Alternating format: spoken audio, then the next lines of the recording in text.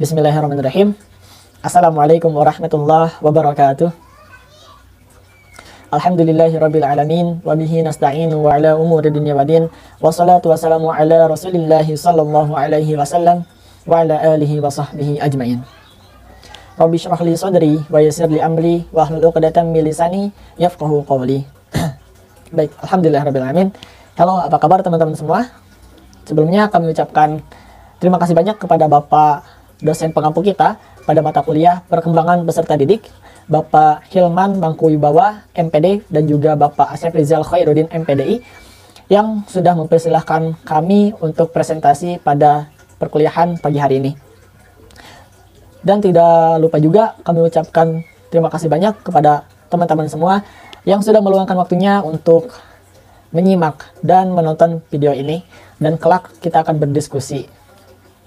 Baik, sebelumnya perkenalkan, kami dari kelompok 6 kelas 2A akan mempresentasikan tentang perkembangan kreativitas peserta didik. Oh iya, tentunya di sini saya tidak sendiri. Saya ditemani oleh dua orang hebat.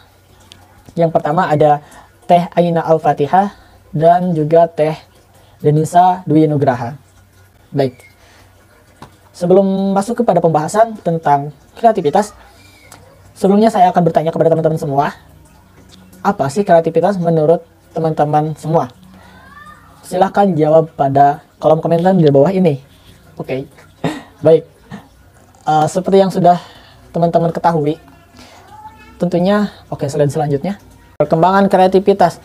Seperti yang sudah ada di slide, kreativitas adalah kemampuan seseorang untuk menghasilkan komposis, produk, atau gagasan apa saja yang pada dasarnya baru atau sebelumnya tidak dikenal pembuatnya. Nah, itu adalah sebuah pengertian kreativitas secara universal. Adapun menurut para ahli, menurut Bapak Deddy Supriyadi, jadi beliau adalah seorang penulis buku yang judulnya Kreativitas, Kebudayaan, dan Perkembangan Iptek. Menurut beliau, kreativitas merupakan salah satu istilah yang sering digunakan dalam penelitian psikologi masa kini dan sering digunakan dengan bebas di kalangan orang awam. Kreativitas merupakan ranah psikolog yang kompleks dan multidimensional. Nah, selanjutnya menurut Guilford, beliau adalah seorang ahli psikolog yang berasal dari Amerika Serikat. Menurut beliau, kreativitas mencakup jenis pemikiran spesifik, pemikiran berbeda atau divergent thinking. Nah, itu kreativitas menurut para ahli. Jadi dapat kita simpulkan bahwasanya, sebelumnya kreativitas itu sudah ada sejak kecil ya teman-teman. Dan kreativitas itu mulai tumbuh dan berkembang seiring berjalannya usia, atau di saat teman-teman memasuki sekolah atau memasuki sekolah-sekolah, di situ mulai berkembang dan mulai terlihat bahwa kreativitas seorang anak itu mulai ada gitu, cenderung mulai menonjol. Ya, seperti itu. Tentunya kreativitas ini adalah sebuah bagian dari hal yang penting pada abad 21 ini, yang mana pada abad 21 ini memiliki istilahnya 4C. Udah dipelajari juga pada mata kuliah pembelajaran ya sama Bu Siti Khazana. Jadi pada abad 21 ini ada istilah 4C. Yang pertama ada critical thinking atau berpikir kritis. C yang kedua adalah collaboration, berkolaborasi. Jadi mengerjakan sesuatu itu berkelompok. Yang ketiga ada kreatif. Jadi setiap individu harus memiliki nilai kreatif, harus memiliki harus memiliki skill yang kreatif. Dan yang keempat adalah communication atau komunikasi. Itu adalah hal pokok atau 4 bagian yang harus dimiliki seseorang pada abad sekarang atau abad 21 ini. Jadi kreatif ini merupakan sebuah hal yang pokok setiap orang. Nah, dari pengertian kreativitas pada slide ini dapat kita simpulkan bahwasanya, jadi kreatif atau dalam bahasa Inggris itu ada creativity.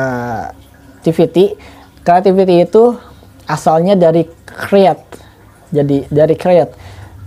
Jadi create itu artinya menciptakan. Nah, jadi ketika Anda menghasilkan sesuatu yang baru atau yang berbeda, maka Anda bisa dibilang orang yang kreatif, atau Anda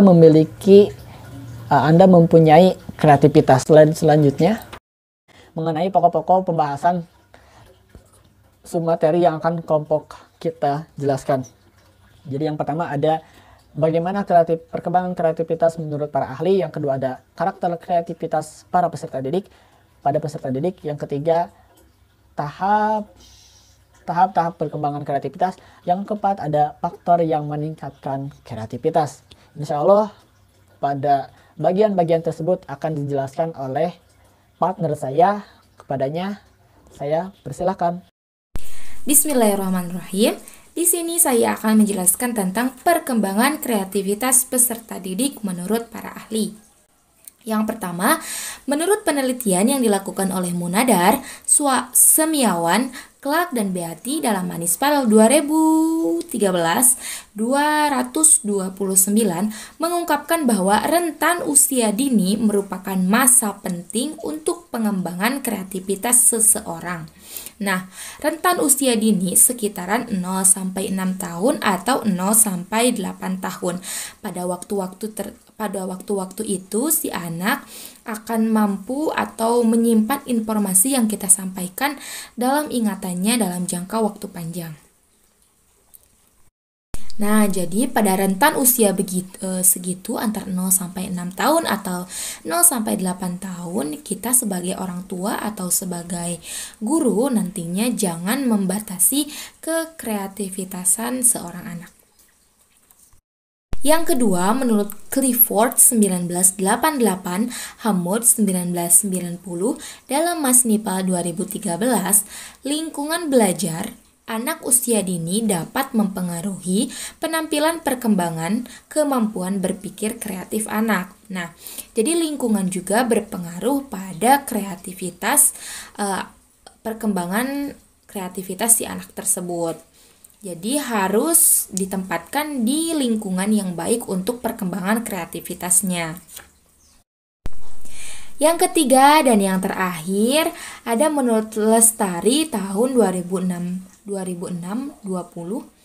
pengembangan kreativitas sejalan dengan pengembangan kepribadian anak.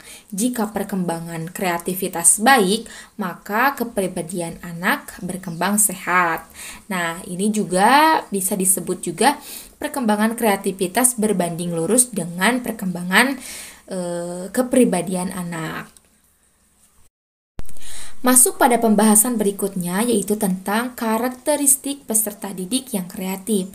Yang pertama, ciri-ciri kreativitas menurut Pierce 1976 dan Torrance 1981 adalah yang pertama, memiliki dorongan atau kemauan yang tinggi, memiliki keterlibatan yang tinggi, memiliki ketekunan yang tinggi, cenderung tidak merasa puas terhadap kemapanan, kemudian memiliki kemandirian yang tinggi, bebas dan dalam mengambil keputusan, menerima diri sendiri, senang humor, memiliki intuisi yang tinggi, cenderung tertarik kepada hal-hal yang kompleks, toleran terhadap ambiguitas, bersifat sensitif, memiliki rasa ingin tahu yang besar, tekun dan tidak mudah bosan, percaya diri dan mandiri, merasa tertantang oleh kemajuan atau kompleksitas, kemudian berani mengambil resiko, dan yang terakhir berpikir divergen. Nah, itu menurut Pierce dan Torrance. Selanjutnya, menurut Utami Munadar, ciri-ciri kreativitas adalah senang mencari pengalaman baru, kemudian memiliki keasikan dalam mengerjakan tugas yang sulit, memiliki inisiatif, memiliki ketekunan yang tinggi, cenderung kritis terhadap orang lain, kemudian cenderung berani menyatakan pendapat dan keyakinannya, selalu ingin tahu, peka atas perasaan, kemudian energik atau ulet, menyukai tugas-tugas yang majemuk, mempunyai rasa humor, kemudian memiliki rasa keindahan, yang terakhir berwawasan masa depan dan penuh imajinasi. Nah, itu ciri-ciri yang dipaparkan oleh beberapa ahli. Banyak ciri-ciri juga yang tidak bisa disampaikan atau dicantumkan dalam PPT kami karena waktu yang terbatas. Selanjutnya, materi selanjutnya akan disampaikan oleh rekan saya. Kepadanya saya persilahkan. Materi selanjutnya adalah tahap-tahap perkembangan kreativitas. Perkembangan potensi peserta didik bersifat kontinu dan memiliki tahapan-tahapan tertentu.